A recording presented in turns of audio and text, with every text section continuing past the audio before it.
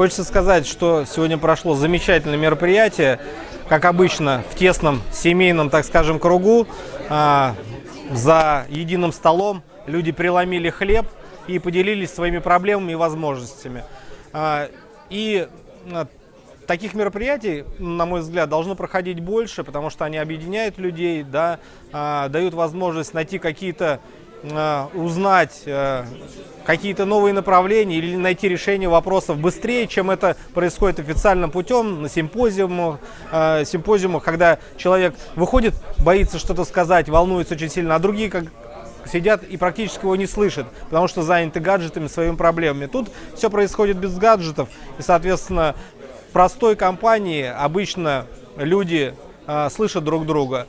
Вот. И если также будет происходить в принципе в стране, когда люди будут чаще встречаться и слышать друг друга, да, то тогда и в экономике проблем никаких не будет, и защиты государства не будет.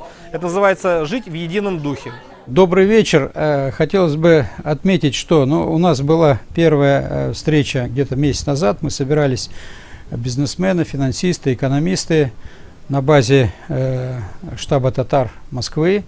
И тогда мы наметили несколько таких стратегических векторов, по которому хотелось бы двигаться нашей команде, нашим людям, которые живут это. И мне очень было приятно, конечно, сегодня услышать уже какие-то реальные вещи, о которых уже люди подумывают, выстроили какие-то свои стратегические планы на в нынешней ситуации. Понятно, что на сегодняшний день в России идет импортозамещение, это проблема номер один на сегодняшний день, и каждый бизнесмен, каждый предприниматель ищет какие-то выходы, ищет новые рынки получения сырья, сбыта своего товара. И я могу сказать, что сегодня я увидел много таких интересных людей, которые на самом деле реально занимаются и производством, и реализацией продукции. Мы обменялись мнениями. Вот мне понравился молодой человек из Ногинска, который занимается производством опаловки для строительных материалов. Вот, кстати, я такое не видел, у них там абсолютно новые технологии, мне это понравилось. Что я рассказал о своих планах. Я был весь апрель месяц, были иранские делегации в Москве. И, я практически на всех этих встречах бывал, со многими познакомился с чиновниками, с министрами, с теми специалистами, которые заинтересованы, работать с Россией. И я могу сказать, что я вот сейчас получил приглашение для поездки в Иран. Вот 23 числа я еду по приглашению торгово-промышленной палаты Ирана в Иран на 10 дней. Вот. И там, конечно, я бы хотел повстречаться с производителями и продавцами медицинской техники в первую очередь, и каких-то других технологий, которые, как говорится, у нас на сегодняшний день в России нет. Конечно, на сегодняшний день очень интересная ситуация получилась. Все вот иностранные компании европейские, с которыми мы работали, они, понятно, по причинам, которые не поставляют сейчас продукцию к нам, но на Иран они почему-то стали поставлять эту продукцию.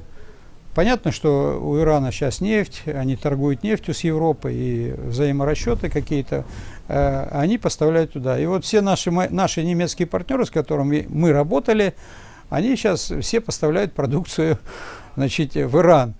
Те же поляки, те же австрияки, те же итальянцы, французы, они все поставляют в Иран. Поэтому мы вот сейчас едем туда, и я бы хотел, конечно, возобновить наши отношения, поставки. Будем получать продукцию через Иран. Я думаю, что тут ничего такого нету. Поэтому вот, такая ситуация. Это тема одна. Вторая тема, конечно, так как я большую часть нахожусь сейчас в Крыму, и там преподаю в университете, читаю лекции. Большая востребованность, конечно, и в Крыму в предпринимательстве. Там еще не все так хорошо, не все так гладко, много чего не хватает. В Москве, конечно, в московском регионе это все попроще, в России у них еще, конечно, не хватает. И я вот призвал коллег, которые были, заходите все в Крым. В Крыму еще открытые ворота. Вот, открытые ворота в бизнесе, в предпринимательстве. Ну, наверное, все знаете о том, что сейчас многомиллиардные вливания будут в Крым. Об этом и премьер-министр говорил, и президент страны Путин говорил, и губернатор Аксенов говорил о том, что в этом году, с этого года будет большое вливание. Я это вижу своими глазами. На самом деле Крым расстраивается. Очень много строится инфраструктурных объектов, значит, очень много строится на сегодняшний день гостиниц, всяких различных торговых центров. Все это сейчас в Крыму строят. Поэтому не надо теряться нашим предпринимателям, а пошире смотреть на эту жизнь. Ничего страшного нет, то, что мы сейчас с Европой как-то там у нас проблемы возникли. Но у нас есть другие страны, есть Азия, есть Восток. Надо с ними работать. С тем же Ираном, с той же Турцией, с теми же Арабскими Эмиратами можно спокойно получать ту же продукцию, а где-то, может быть, и по более дешевой цене, чем через Европейский Союз. Вот. Поэтому вот такая вот ситуация. Рад, что могу поделиться мнением о сегодняшнем мероприятии. Оно очень важно как для участников, как для развития отраслей сегодняшнего времени. Мы живем, я считаю, в очень интересное время. Как я сегодня говорил, времена не выбирают, но мы находимся в 2022 году, и сегодняшние возможности взаимодействия бизнеса, государства, новых технологий в сферах, которые я представляю, это строительство. Сегодня открываются возможности реализовывать опыт, который мы приобретали десятилетиями. Да, мы взаимодействовали с союзами строителей, мы участвовали в пленарных заседаниях, где поднимались темы качества и регулирования отрасли. Вопросы действительно были во благо помощи бизнеса. И если раньше это были те важные смысловые идеи, которые были недостигаемы в своих реализациях, то сегодня динамика показывает, не всем сейчас легко, но сегодня откроются те возможности, которыми можно начинать пользоваться.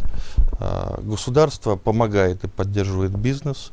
Не во всех отраслях сейчас легко. Есть отрасли такие, как туризм и то же самое строительство. То есть, если в транспорте мы развиваемся, то есть и сегменты рынка, которые сейчас остановились.